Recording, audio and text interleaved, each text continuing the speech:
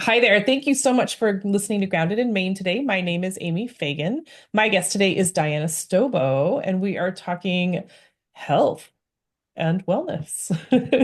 I love that it's broad. Yeah. And so um you can tell us all about that because you have experience and all the stuff. So Diana has written 15 books on health and wellness, and she built a hotel. A very fancy hotel. Uh, Wellness hotel. Did you yeah. look it up? I'm Did, sorry? did you look it up? I did. Yeah, Yes. oh, yeah, right. Yes, for sure.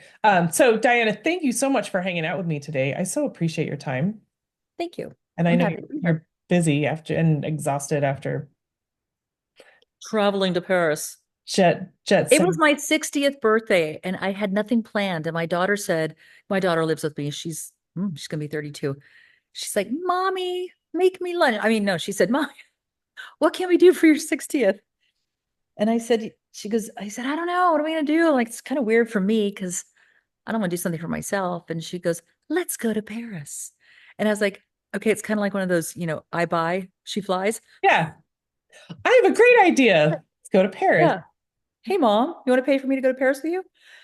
And of course I did. And it was amazing. It was actually amazing. My best friend is my daughter. She lives with me. She works with me. And she's now made me a TikTok star because she has this video of me that she sent to her friends on Snapchat that was literally me walking down the street in Miami with one of my flip-flops that had broken, Oh, and I'm wearing these, like, I love torn jeans. I love dressing like, I always say vagabond chic. And I'm walking up and she's driving the car looking for me. And I'm on the phone and I look at her. And anyway, everybody on TikTok was like, "Oh my God, let's give her a GoFundMe. She looks homeless. Is that your mom? Oh my God, is she on the streets? Is she drugged out? Is she?" And my daughter goes, "I just posted it for fun, and next thing you know, I got 4 million views."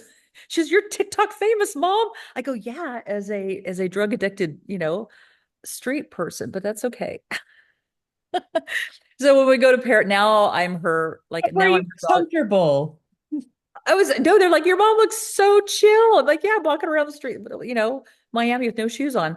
But now she, like, gets up in the morning and she says, okay, come here, perform. I'm like her, performance monkey. She tells me what to do. And I'm like, okay, okay. But I secretly love it Right? to have your daughter, like, play with Think, you. think you're It's so, cool. oh, yeah, she thinks I'm cool. That's awesome. Yeah, it's kind of fun. Very cool. So I feel like we should start with what talking about your books. I mean, you have several books, but I know that you said that you have a story because these books did not just like you didn't just pull them out of your head. Yeah. Came from experience. It came from a very tough time in my life. Well, first of all, I had a hard time having children. I had ectopic pregnancies and nobody could explain why. And so I almost died on the table, like my tubes burst and that was right. And I really wanted to have children. I got married at 24 and I really wanted to have children. And so I went through 4 years of pure, like, hell, gynecological hell. And so I finally did in vitro fertilization during that time. Now, remember, like, because I'm 60, 20, that was a long time ago. We didn't know anything about good food. I mean, we really didn't. I mean, I came off the era of TV dinners and, Hmm. anything that was easy and packaged when the boom of packaged foods became so cool that you were actually considered really cool if you smoked cigarettes and ate TV dinners, right? That's my mom. Hmm. And so she just kind of fed us what was there. So it's not that I didn't have desire, because I definitely went through periods of time when I milked my own almonds, and I really did in my teenage years. Tried to eat, bran and plums and all that, but basically that was the general makeup of my body. So now add a whole bunch of hormones into my system, and I blew up over 100 pounds with these medications. And what I didn't realize is what these medications, these hormones were actually doing to my body internally, not just to have the baby. So anyway, I ended up having twins, and then and then I went back for more because just what is it, a martyr? I don't know what I am. And anyway, I had a lovely little boy. So I had three children, but I had eight pregnancies altogether, Mm, and only two actual to fruition. So after that, I had a myriad of problems. I mean, I had gastrointestinal issues, probably from the hormones. I had bursitis. I had, you name it, I had all these problems. And, little by little, oh, my thyroid went down. So they gave me, Levoxyl, and I had Via, whatever it was, all these medications now that are banned because they cause cancer and kill people. But I was taking them because I didn't know. right. And it wasn't until I was in my late 30s that I woke up in the middle of the night and my kids were sleeping and my husband was traveling, so he wasn't even around most of the time. And I started vomiting up blood. And so I called my friends. I said, somebody come watch my kids, and called the ambulance and went to the hospital. And they just gave me morphine and didn't have anything to explain what was going on as I was, you know, Right. projectiling. And then finally the guy came in, he goes, yeah, we think we figured out what it is. And then they shot me up with morphine. And all I could think of is at that moment, I'm going to die.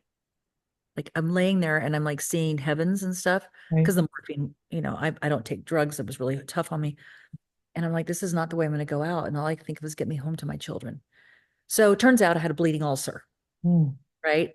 So you have to go check yourself. So anyway, I get home. I'll never forget trying to take my kids to school the next day because life goes on, right? What are you right. going to do? You Right. can't Yeah. stop life. You got three And kids. I had such a morphine hangover. I couldn't even walk. I couldn't feed my children. It was just awful. So they said, go to the doctor and, let's get a scan. So they scanned me and they said, you are raw tissue from the esophagus down. Oh my gosh. And I'm like, down where? Like all the way in and all the way out, you are raw. Oof. I'm like, well, what do you do? And they said they gave me something called Prilosec, which is Mhm. now you can get it at Costco by the, pack, because half of I would say 80% of the people are on it. That's like acid reflux, right? Acid reflux thing. Yeah. So people are living on pills and not finding the root of the problem. So it just so happened that my sister, who got diagnosed with a cancerous tumor, a giant tumor of the size of a grapefruit in her uterus. It wasn't malignant. It was benign, but it was huge. It was causing her a lot of pain. And she went on this body ecology diet, which was neutralizing a lot of the acidity in her body. And then she went to go get the surgery 2 weeks later. And when they opened her up, it was only the size of a walnut. What? So she's like, you have to read this book. So I started reading and I just kind of immersed myself. And many years before, I was pre-med, and I was so Oh, interested in how the body works. And, life took me this way and that way. And next thing you know, here you are, right? Everything you do in life, whether you mean to or not, brings you to this moment. You can actually track it. You can mm, actually say, how did I get here? And you can track it and go, oh, that explains why I did that. That explains how that happened. I understand what I did there. And that's what I felt at that moment. I'm like, this is where I'm supposed to be right now. So I looked at everything and I formulated from all these different books that I set in front of me: no dairy, no wheat, no sugar, no meat, no caffeine, and no alcohol. And it was about knowing the no's, knowing the things that actually cause your body inflammation. mhm. And I just took them out of my diet and lost 10 pounds in 10 days without even, like, that's all I did, is just took them out. And then I realized, what do you eat? Like, Right. because I was suffering for 10, and That's I'm a yeah. chef. I'm a chef, a chocolatier, professional baker. This is my background, right? So I'm like, what do I eat if there's no bread and there's no milk and there's no hamburger and whatever? So I started formulating books, how to, strip away the foods that weigh you down. And Hmm. that's where my book, Get Naked Fast, was written. And I was invited by Whole Foods, actually took me in. They were the first to carry my book before it was even published.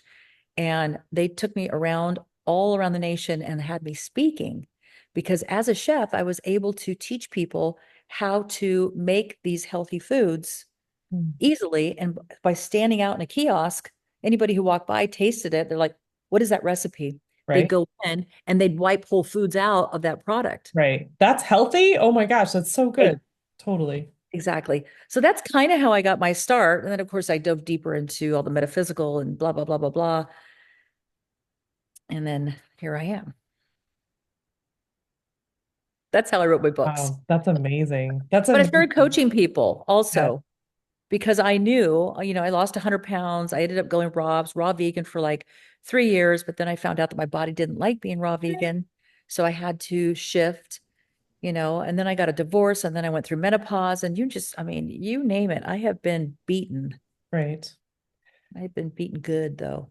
Right. It's so, when up until we hit these big moments in our health, we trust that the doctors are, that they have our best interest at heart, right? And you're just like you're taking pills like candy. They Just don't know. I mean, that's the thing is, and everybody knows this now. I would say everybody. We come from my parents worshipped their doctor as a god.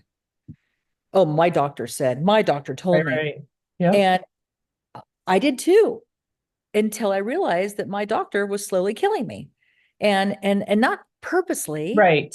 Their job is to sell the pharmaceuticals that are supposed to fix it. Hmm.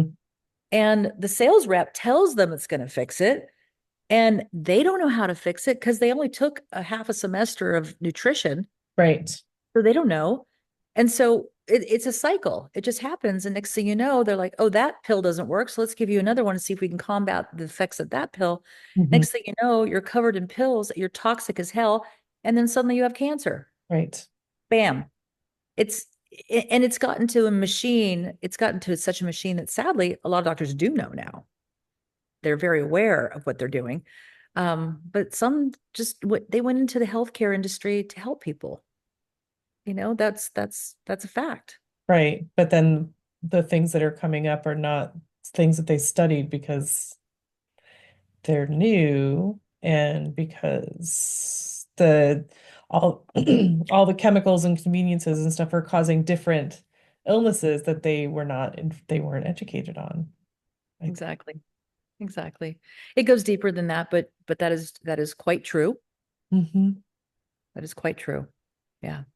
Wow. Yeah, that's a big open wound that's about to be um exposed in the world right now. And I think It's that, yeah, people know, but you were even saying that you live in an area where people don't know, hmm. and it's an education process. And so we only know what we know. And since there's a big chunk of a handful of people who do know, it's getting bigger. Right. It's now two handfuls, and then eventually it'll be a community, and eventually it'll be knowledge. But right now, it's a growing. There's a growing emphasis on taking care of our health, preventative health, and figuring out how to eat properly, and then finding the food that is actually healthy and good for you, because even the foods that we're eating have been tainted from the soils, from the environment. You were saying earlier when we talked about learning how to garden, like, yeah, at the retreat Costa Rica, we have our own garden. I know where our vegetables come from. I know what we feed it. I know what rainfall hits it, Hmm. it's southern exposure. And I'm very cognizant that, in fact, people come there and after just a week, they're like, oh my God, I think I've lost so much weight because my pants are loose. And I always say, give me a text when you get home when you weigh yourself. I want to know how much you lost. And every time they're like not even a pound. It's inflammation. They Hmm. literally decrease the size of their body by releasing the toxicity out Right. of the system.